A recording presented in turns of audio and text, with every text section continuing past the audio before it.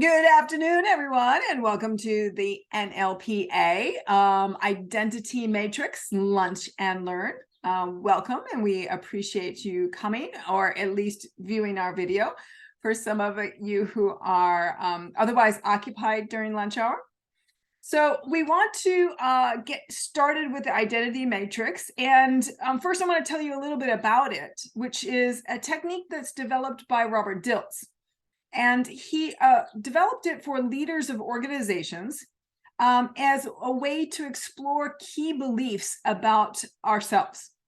And our beliefs about ourselves help us to either support or restrict aspects of our identity, of the decisions we make, and what we say and do with people in our lives. So basically, kind of has a little bit to do with all of our behavior. And so what we need to do to begin is to look at what I mean by identity and what makes up our identity. So for you, those of you who have NLP experience, this will look very familiar to you as the neurological levels. So neurological levels are the levels that we have that are representing specific neurological functions in our body. So we start actually at the bottom of this particular page, which is our environment. So our identity is a combination of all of these things. And what I mean by environment is the where we are and who we're with at any given point in time. And it answers the question, our environment answers the question, where and with whom are around us. And so that is what makes up our environment. So it can be also things like weather and sounds and things that happen from an environmental perspective, whether you have high ceilings in your house or low ceilings, because that does actually affect your motivation and what kind of work you should be doing, whether you have high ceilings or low ceilings. So the next level is our behavior. And so these are the way we behave in certain environments. And what we're looking at is the sort of the sum of all of our behaviors. It answers the question, what do we do? So what do we do in the environment of work, or what do we do in the environment of home? And we have certain behaviors, and these behaviors are going to be more unconscious behaviors, like routines and things that we do sort of without thinking. Because the next level is our capabilities. And our capabilities is that level that is talking about how we do what we do and in those particular environments. And so when we are looking at how we do what we do in a particular environment, then we are looking at our capabilities as far as our particular skill sets and our strengths. And we are looking at that with regards to creating mental strategies. So this is more of a conscious way of looking at our behavior, how we consciously choose to behave in particular environments. And so then the next level, of course, is our beliefs and values. And this is what we believe to be true of not only about ourselves, but of the world around us and the people that are in our environment, as well as our behavior and our routines and our capabilities, our skills and strengths. And it answers the question, why? So why are things important to us? And this is another way of looking at this is, why are we going to do what we do as far as our strategy and capabilities, or our behavior in what we actually do in a particular environment? Now, all of these things together pull into what we call our identity. This is together with our purpose and our mission. This is who we are. That's what it answers, is who we are as a person. And for a coach, I guess, a really great way to look at it is when somebody comes to us with a problem, we like to identify where this the problem occurs.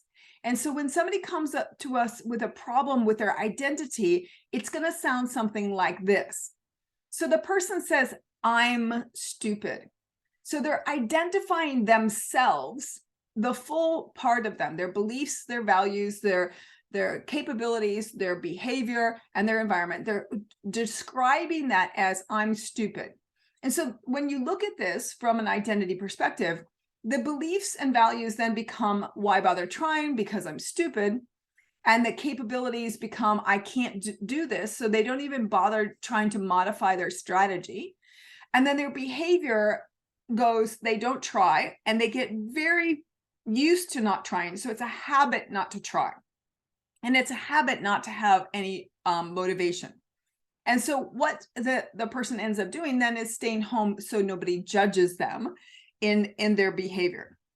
So these are all of the kinds of things that we would expect to hear as a coach. Now, you could replace I'm stupid with things like I'm anxious all the time, or I'm depressed. Basically, someone is always telling me that they have a very in-depth part of their neurology telling me that they have identified with this particular problem in their life. Now, it's just as important if somebody says something like, I'm a runner. That's an identity statement. Or I'm confident. That's an identity statement as well. Or I'm successful. Also an identity statement. So they're telling me from a neurological level that their beliefs and values, capabilities, behavior, and environment all go to support the identity of being confident or being successful or being a runner, right? So these are the ways that we describe ourselves to us and to the way we talk to ourselves, but the way we describe ourselves to other people as well. Whether you do that from a negative perspective, like in our first example, or from a more positive example, like our confidence and success and runner, that's kind of how you are as your identity. So for some people, when they look at this, if you think about somebody who's a runner, their behavior then becomes they go on a run every morning because they're a runner, or we speak up and speak our mind in a meeting because we're confident, or we sit at home and stare at the curtains and lie in bed feeling hopeless because of the fact that we're depressed. And so you can tell by how we identify who we are, we can tell that then changes not only our capabilities, but our behaviors as well. So getting back to the identity matrix, the identity matrix actually lets us help to describe the map of our world. And so this is our map of our identity, which is primarily formed by our beliefs about our potential or our limitations as a person. So we ask ourselves, are these features about us, are they desirable or are they undesirable? And so when we look at our potential, our limitations, we're looking at, are they desirable features about ourselves or are they undesirable features about ourselves? Ultimately, what our identity matrix does unconsciously is influence the actions that we take or do not take, leading us to success or potentially failure with what we want out of life. And it not only does that, but it does everything in between success and failure. Cool? So let's look at what the identity matrix is all about. Now, the identity matrix looks at what you are and what you will continue to be. This is a really big statement. So what you are and what you will continue to be. So that's the core of your identity. And then what you could become. So remember before I talked about potential, what you could become. And then what you are not and what you cannot be. And then also it looks at our limiting beliefs. So this is all of the things that the identity matrix looks at. And of course, it comes in a matrix. So we're going to look at that.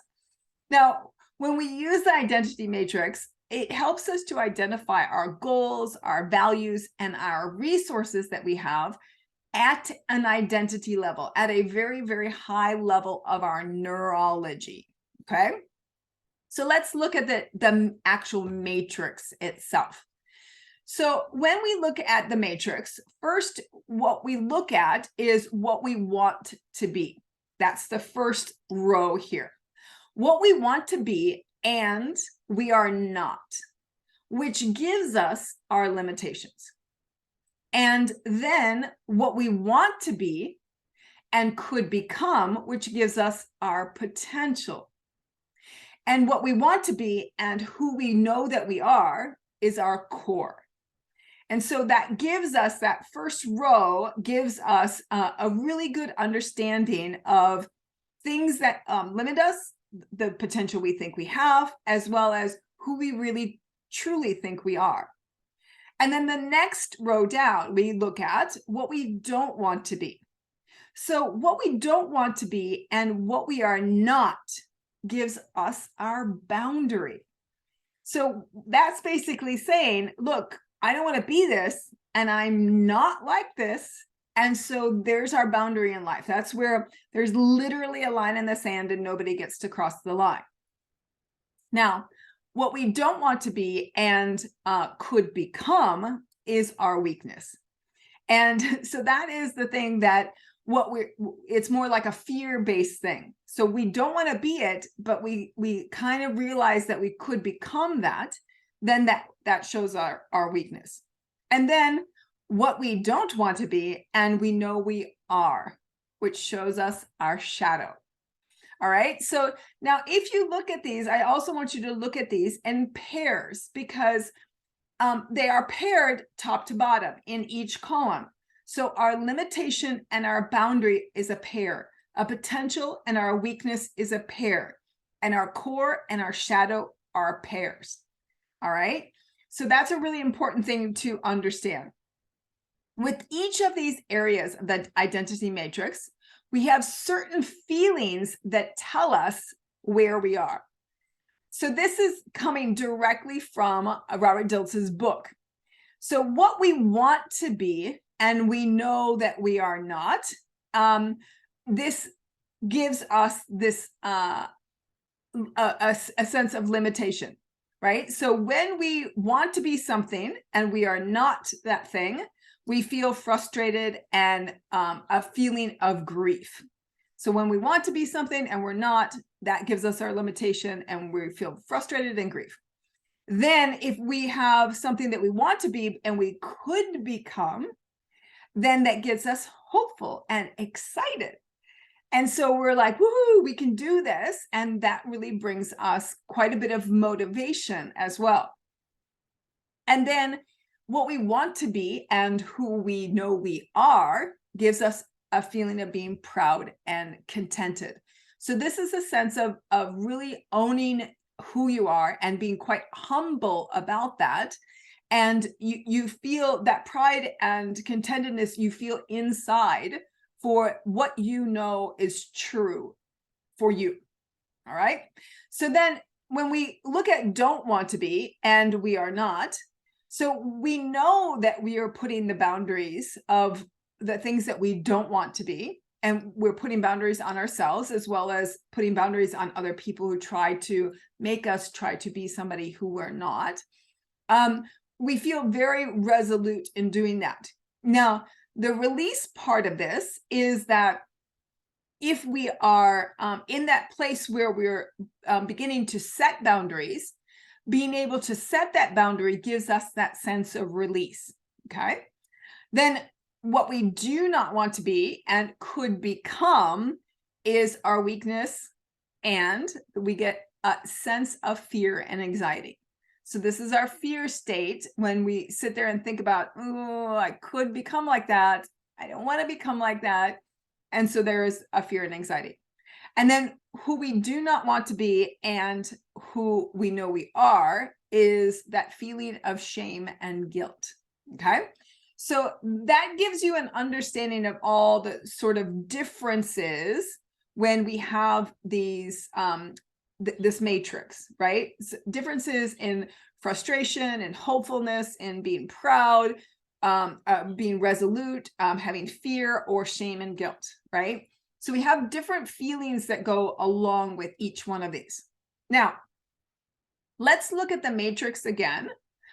And I want to show you what this looks like when you apply it to an actual individual, which is me. All right. So this is my version for myself, for my business as an entrepreneur, of going through this process of an identity matrix for myself. And I found this really, really quite enlightening, because it's the first time I've ever done this exercise. And, you know, I'm an NLP trainer, and I've been working with NLP since 2007. And so it's a long time to never have known this process until last year. And when I did this process for myself. And so before you apply these kinds of things to yourself, I want to kind of give you an understanding of what it looks like from my perspective. So the first one is what I want to be and I'm not. So this would be a good marketer. So this is my limitation. So I do my best, but I know that I'm not necessarily that great at social media. I'm not really good at playing silly games with potential clients, like setting timers or telling people that things are almost sold out when they're not, or that the system crashed because there's such high demand. So I can't do that. I can't lie. So I try to do my best at being really authentic in my marketing and reaching people who want to be reached. Obviously, I know that I could do better because it's something that I want to be, but I'm not perfectly good at right now, which is why I spend a lot of my yearly allowance for myself and my own coaching to be able to get enhancements in this particular area. So that's really an important part for me. So the next area is what I want to be and could become is an asset to execs. So that's what I really, really want to be. This is one. This is the kind of thing that, because I get these text messages from the clients that I have worked with in the past. And I just want to read to you one of the text messages that I have recently received. And it says, have been thinking about you frequently, been in a lot of conversations at work, at home, about teenage stuff, etc. And they are all guided by what you have taught me and shown me, and I remain full of gratitude. So this is a, vice president of HR for a major bank. And, that's the kind of thing. I want to be an asset for that kind of person, that when he needs stuff, when he wants to learn something, when he wants to grow and expand himself, that I'm that person that he looks towards to do that. And I know I could be this kind of asset to more and more executives. And that gives me a lot of hope and gives me excitement, and it drives me forward. And that's really what I want to do. Now, the next is what I want to be and what I am. So that is me being who I am and being on purpose, which for if anybody has trained with me and if you've been to my events, you know that my purpose and my mission is to be nourishing. And what I mean by that is to provide sustenance to people, both mind and body, that helps them through life. And so if you've been to my courses or been to a workshop or you've been to a live event with me, you know that my snacks that I provide are super nourishing for the body. And so that is for me the core of who I am. I don't ever want to not be that person. So that is me. That's who I am. That's my core. And I know that. Cool. Now let's look at the bottom row, because obviously that's where sometimes it gets really interesting. So for me, the first part of this was fairly, is kind of stuff I knew about myself. But the next row kind of was the fun part where it started to go, oh, this is interesting. All right, so next is what I don't want to be. And what I don't want to be, and I know that I am not, is incongruent. So that's my boundary. I know that I live on my values and according to my goals and my map of the world, and I don't represent myself as anything different than that. So I truly, truly want to be congruent. And so therefore my boundary is being incongruent, and it's something that I just will not do. Okay. So then I don't want to be, but could become. So this was really interesting for me because this was what we would refer to in the United States as a line worker. Basically quitting my business and working for someone else, and like a 9-to-5 capacity, getting a job as a waitress or working in a grocery store or cleaning hotel rooms. So this was interesting for me that this is my weakness. This is the thing that I think about and have fear about, me becoming if that I don't want to be. Right? If I don't end up dealing with my shadow, which is very interesting. So if I don't deal with my shadow, then I get my weakness, my fear. So my shadow is about being lazy. This is what I don't want to be, but I know that I am. I don't necessarily get all the work done that I need to do, or get done in a timely fashion. So I know I'd rather be playing golf and meet new friends and go hiking.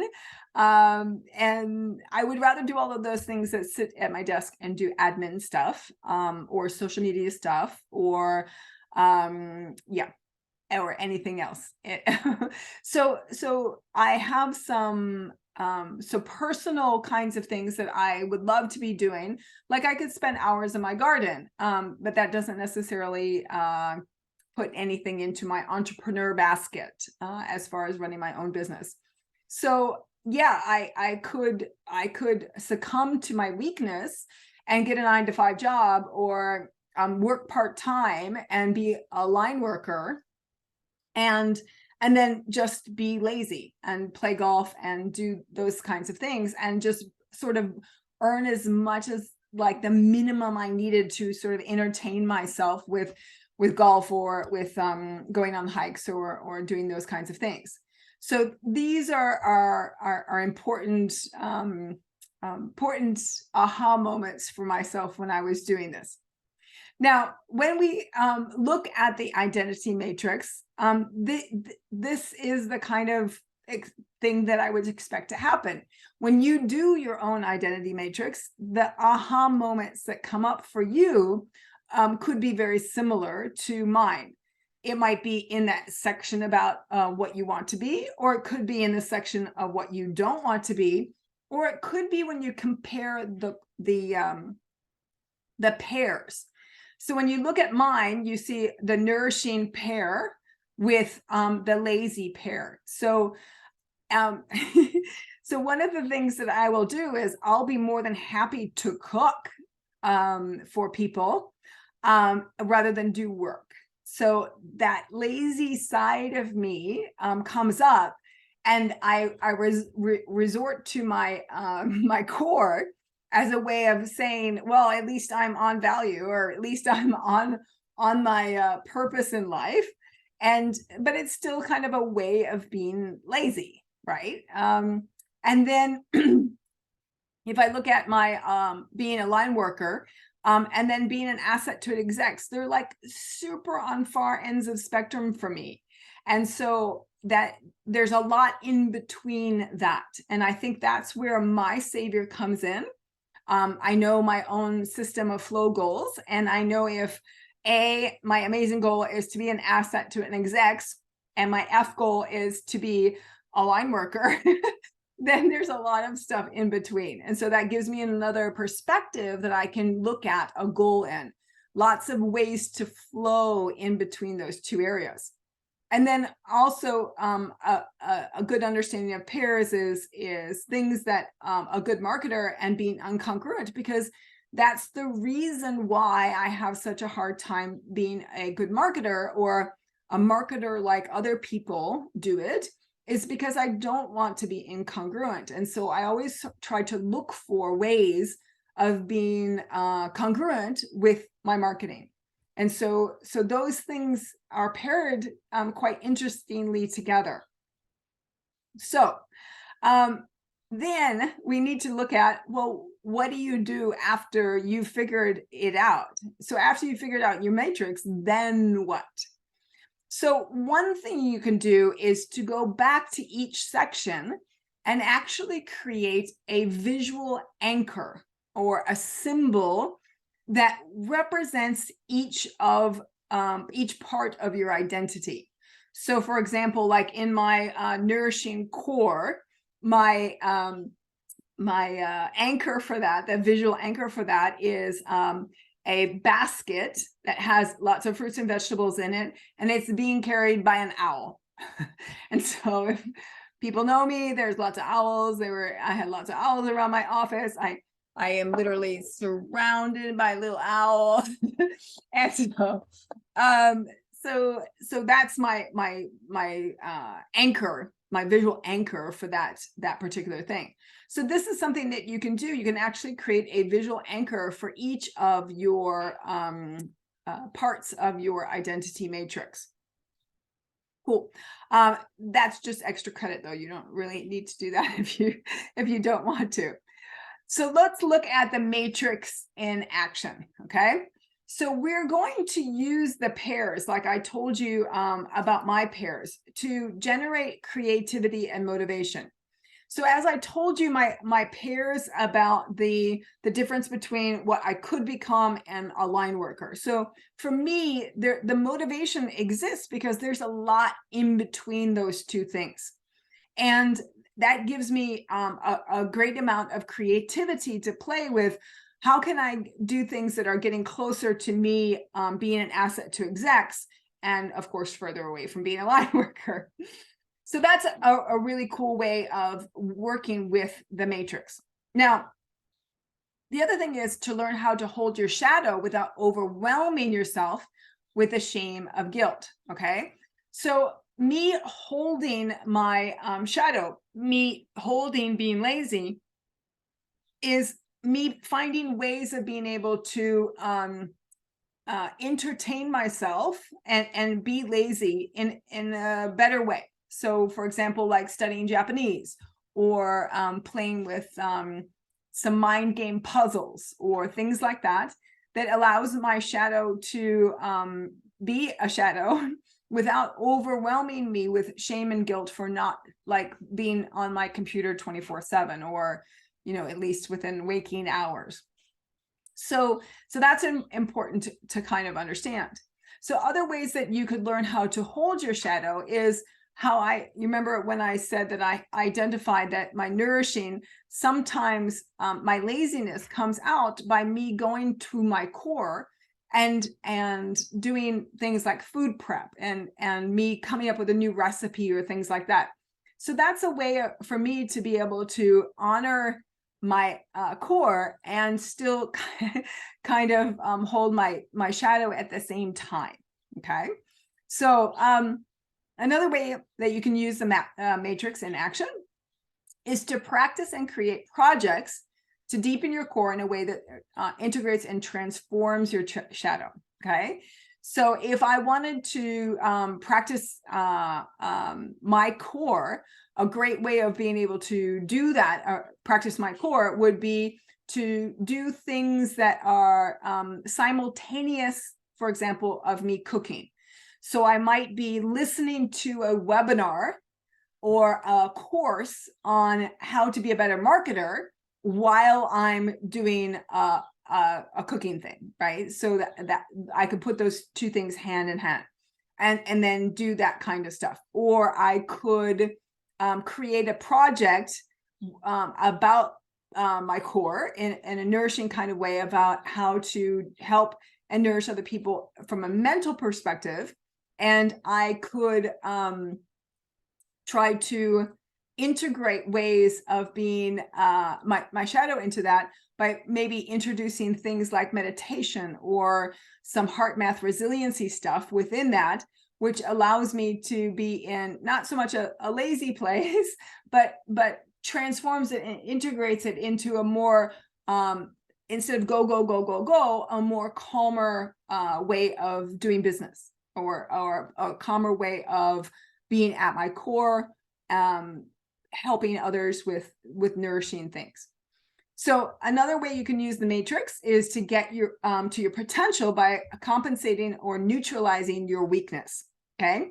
So when we look back at my potential and my weakness, so neutralizing or compensating my weakness. So potentially neutralizing it might be like, that's the new boundary.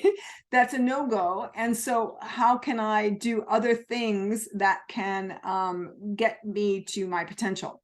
So that might be me going to introduce myself to a bunch of executives, or doing a free event or something like that for an executive board, or a lunch and learn, or a breakfast talk or something like that for executives. All right. Another thing that I could do, and you could also do that in the matrix in action, is transcend your limitations by strengthening your boundary. So again, going back to my example, my boundary is incongruency. And so how can I transcend being a good marketer? Basically by strengthening my boundary. And so the idea on that is being even more religious about being congruent in my marketing. And so that would be the key aspect of transcending my limitation by strengthening my boundary. Cool. All right.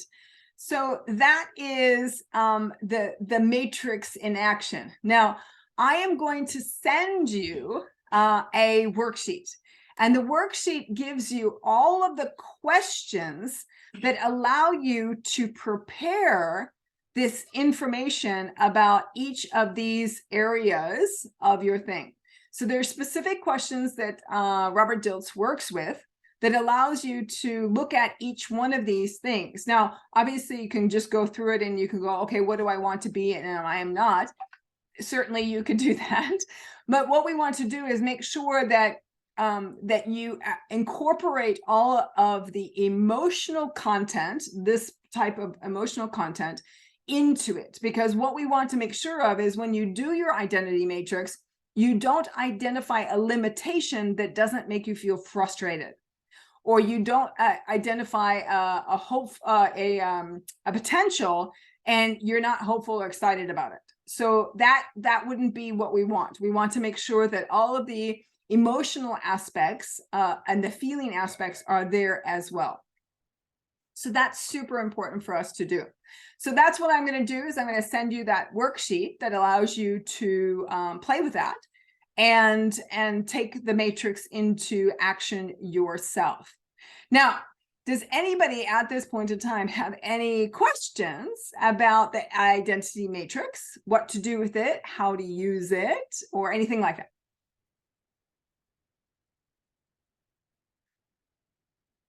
No questions? All good. All good? Initially I have some under the I am and want to be with is the core.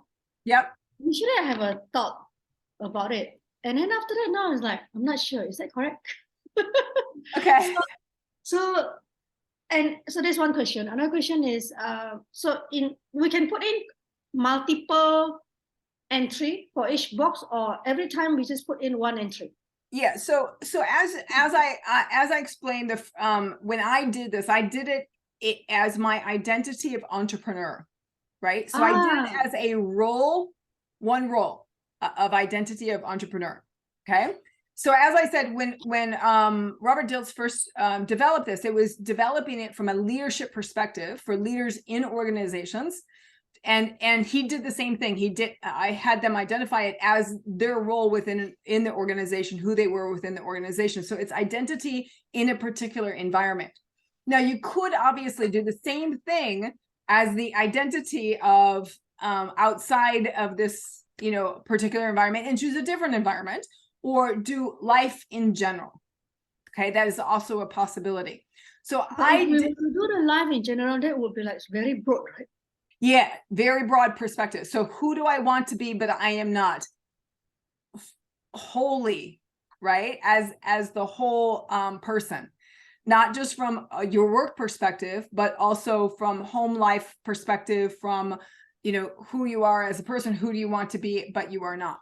So right? So when you do it based on your role as like life in general, then what comes up gonna be very big, right? Then right, but it could come from anywhere, right? It could come from you thinking of yourself from a health perspective. It could from relationship perspective. It could come from all sorts of things.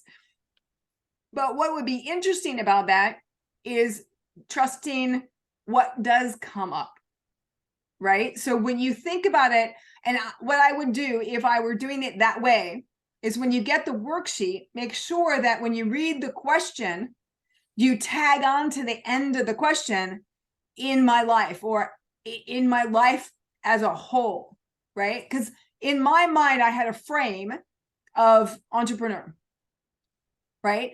And so if we have the frame of my life in general, the questions, or the answers to the questions all change. Definitely for me would all change. Okay. Potentially, maybe not the nourishing one. The nourishing one might still stay. Now, I don't know, because I haven't done it, and I'm just guessing, because there was a little thing in my mind that said, no, that one won't go. So my little inner voice said, no, that one stays. So we want to trust our inner voice, and kind of go with whatever comes up with us for us. Right. Then. But again, also checking our emotions for each one, to make sure that when we think about that each box, we go to that emotion, even when we're doing it from a full life perspective. Right. So another question is, in terms of the application. Yep. I think I get it based on the one example, and I'm just not sure whether I can apply it correctly the next time when I will try. Right. So doing that. What's the hard part, of course, is that you don't know how to apply it until you know what the answers are. Yeah, right? That's true. So, Yeah. so when I started doing it, I'm sitting there and I'm like, okay, so what is this all about? And blah, blah, blah. And then I started filling out, and then I went, whoa, this is interesting. Right. So it became very workable once I had the answers to the questions. So the intention of this exercise is to be able to, is it to be able to strengthen the the potential, to reduce the limitation, and to be more of our core? Yes, exactly. So the entire idea is, when we're looking at our identity matrix, right? We know for ourselves, right? What's our core? What's our shadow, right? And it's just one. We're just looking at one particular one. So we know what shadow we're trying to dissolve, or we're trying to integrate, or we're trying to transcend. So we know what that is. We know who our core is. So we can kind of leave that. Our core is our core, and we don't really need to screw around with that so much, right? But we also know that what's going to get us motivated, what's going to get us excited, and it's our potential. And at the same time, we know that there's a weakness, there's a fear. And is the fear driving us, on the way from motivator? Is it driving us to our potential? Or is it hindering us because we're giving up on life, we're giving up on our potential, and we're getting closer and closer to our weakness, right? And so what we want to do is we want to kind of look at those things, and then we want to see when we are thinking about our boundaries, do we have those? Are we consistent with our boundaries and our limitations? What is it? What can we creatively come up with that will help us with our limitations? Potentially using our boundary in part of that. And again, you don't know until you answer the questions, right? Yeah. So that's a key aspect to know. Yeah. Yeah. Thank you. Yeah. So one of the things that, from, I know Rainey's a coach, and Madhu, who's also on the call, is also a coach. And so one of the things that I think it is quite interesting of this is it sets the stage for a very good conversation if you're a coach. And even if you're not a coach, it sets a very good stage for a conversation with yourself about what is it about you that you can explore through this that allows you to become better in some way. So for me, it was completely understanding the lazy core nourishing kind of thing, and understanding that, like, when I'm on holiday and stuff like that, these are kinds of things that I go away with. The way I came up with the identity matrix to begin with was the fact that I have a tendency to be super lazy when I'm on holiday. And so I brought, the book with me and did this work while I was being lazy. And that was really fun for me. And then when my last trip that I did, I did my goal setting. I did a new program. I did all of these kinds of things in a lazy time because it was relaxing to me, because I didn't put pressure on myself. So I was integrating my laziness, but still trying to work towards, my core, or, my potential.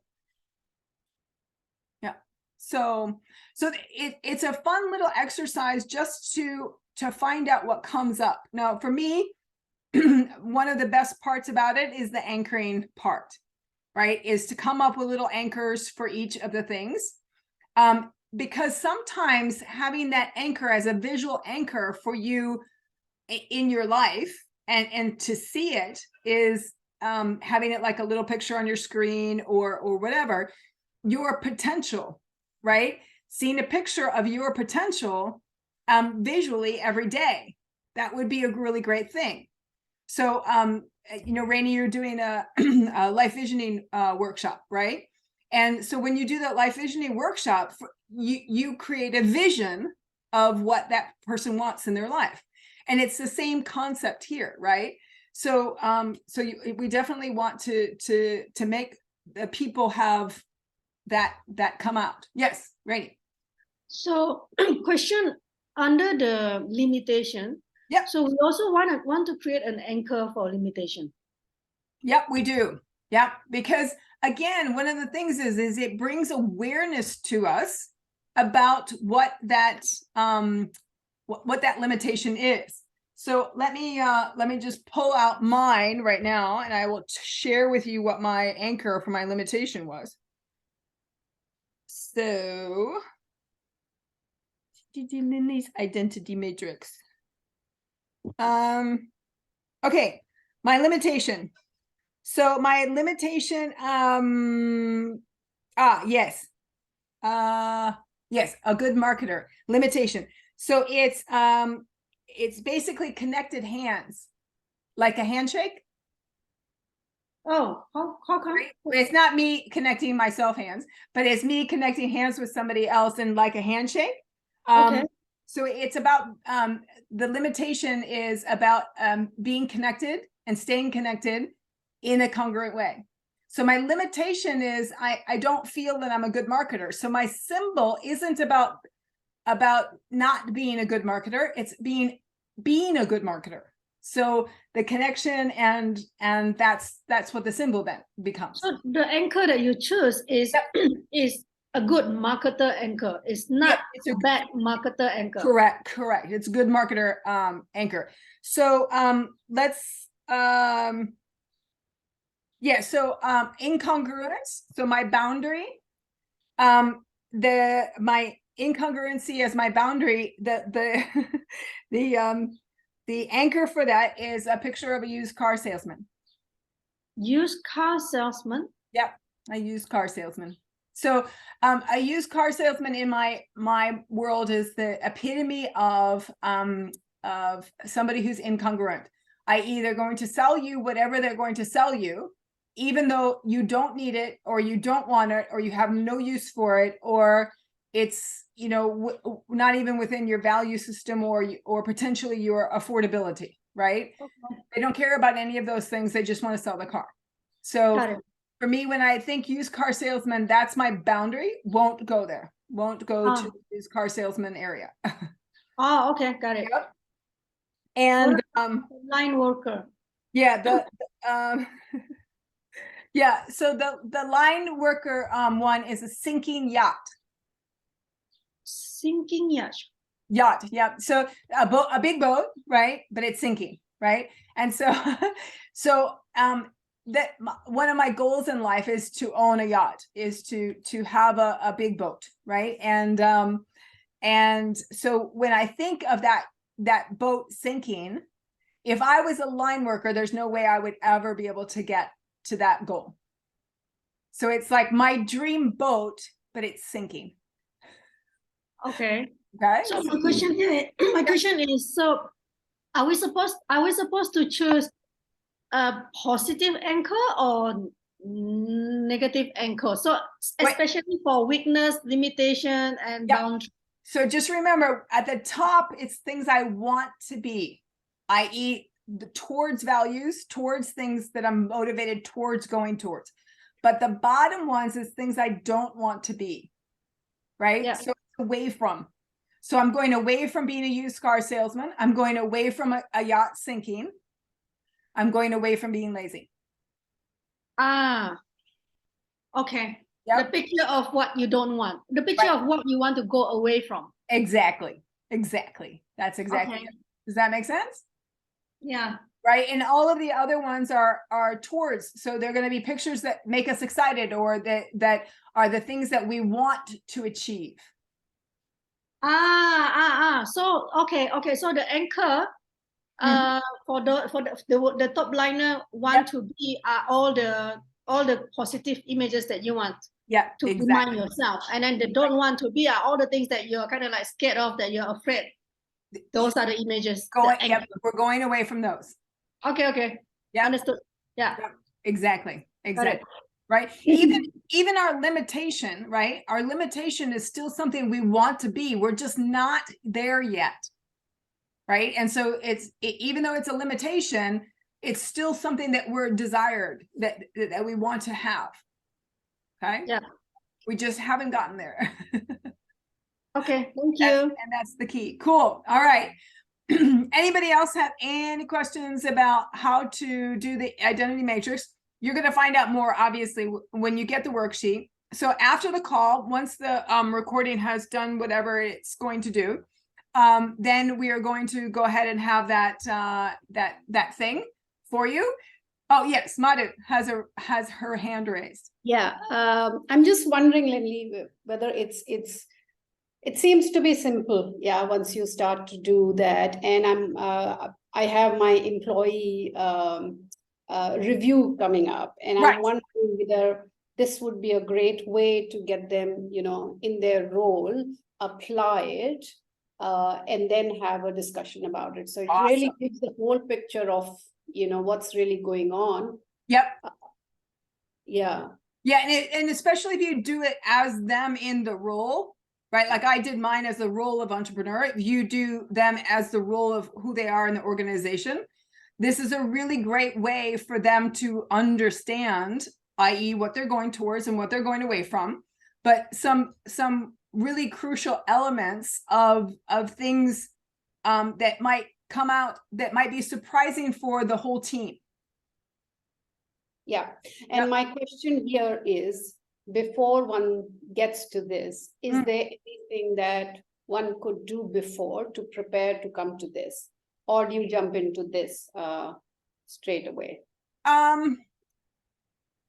So in what I was doing before this was a basic lead up in the conversation that was going on in the book about different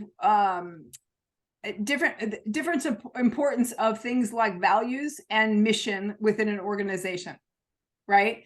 And so so it was based on the foundation was on the mission and values of the organization. But the point that Robert Dilts was making was, before you can do that, before you can get to that point, you need to know you, right? Who you are from an identity perspective in the organization, because you need to understand your weaknesses. You need to understand what you believe your potential to be.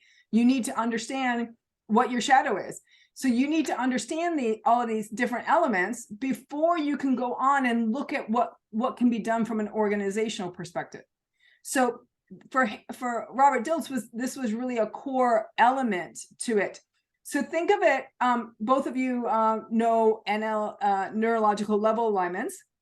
And if anybody's ever taken an NLP course and you've ever done the Sue Knight version of the neurological level alignment, which is in the book NLP for Business. So she does the neurological levels alignment down backwards, basically from the greater whole, the organization, and who you are from your identity perspective, and then your values and your capabilities and your behavior and your environment. And she does all of those kinds of things.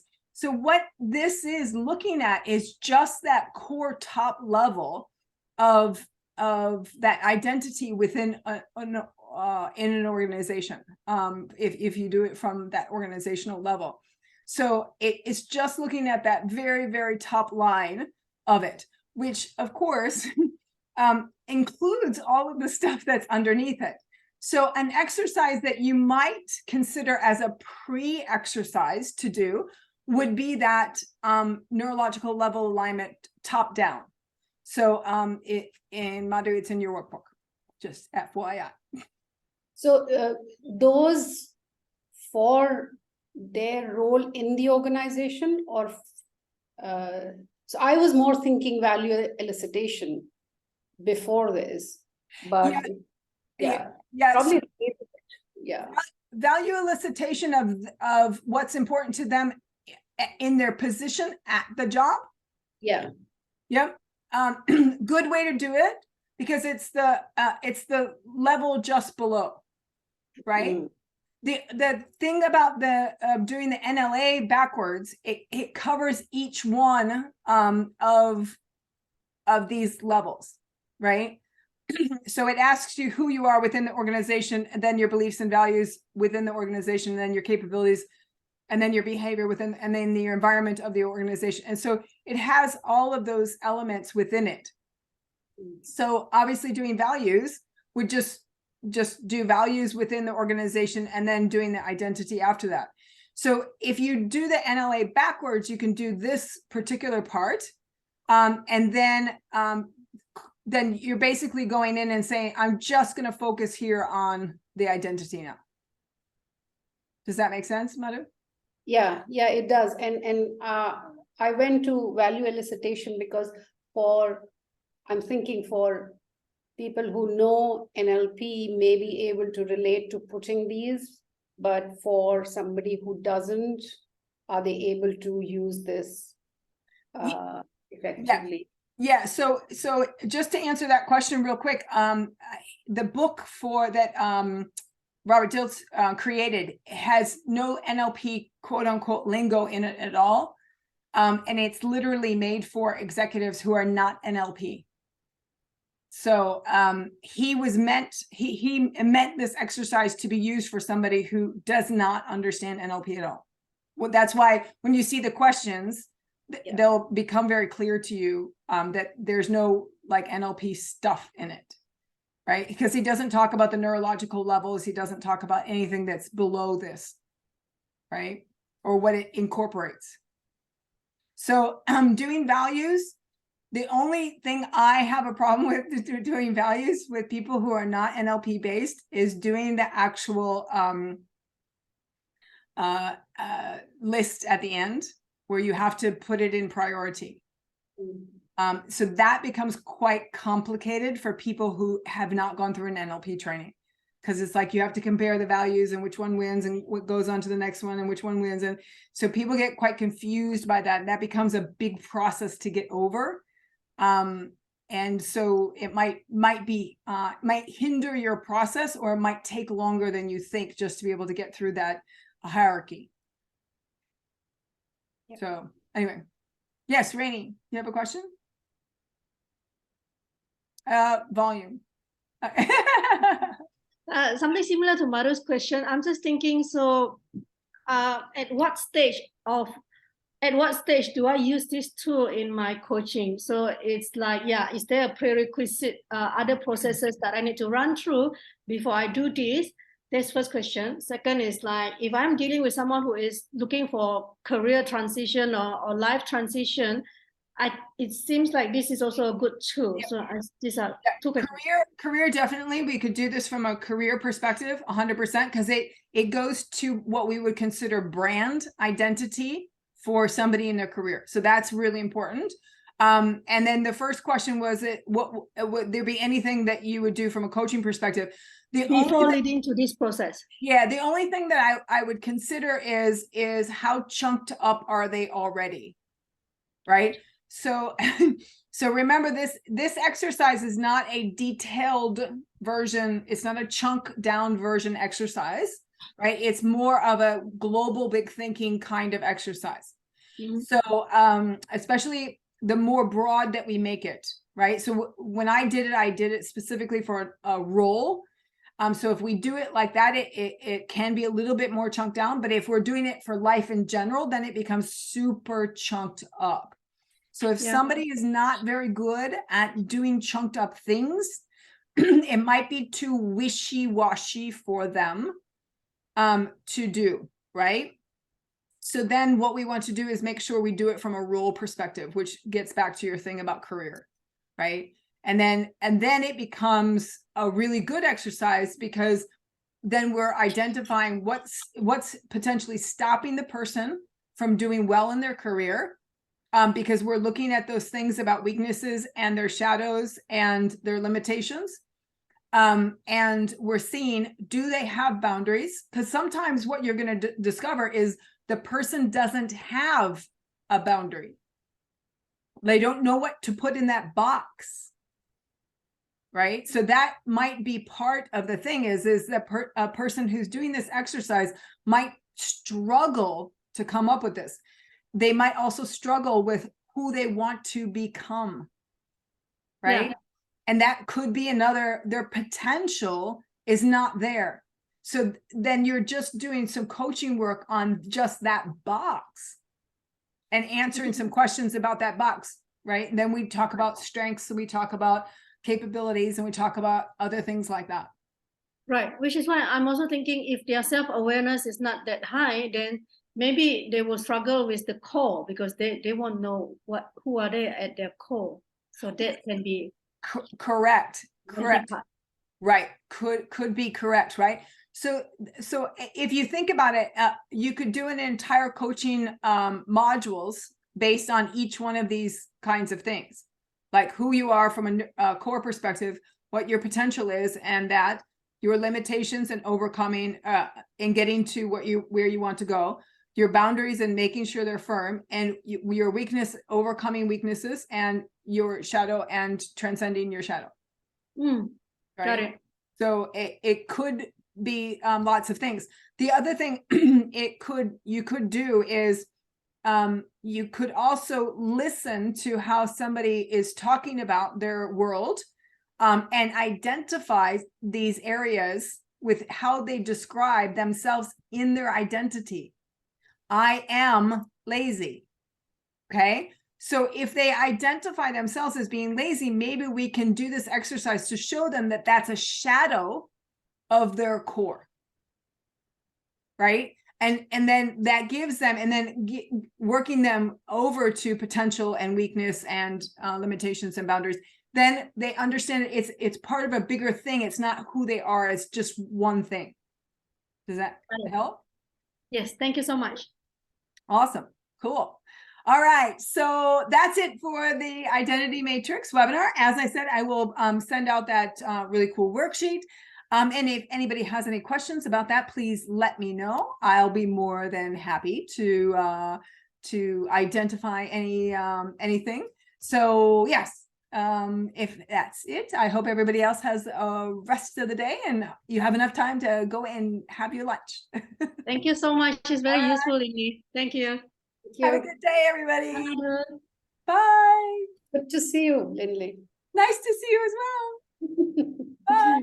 Bye.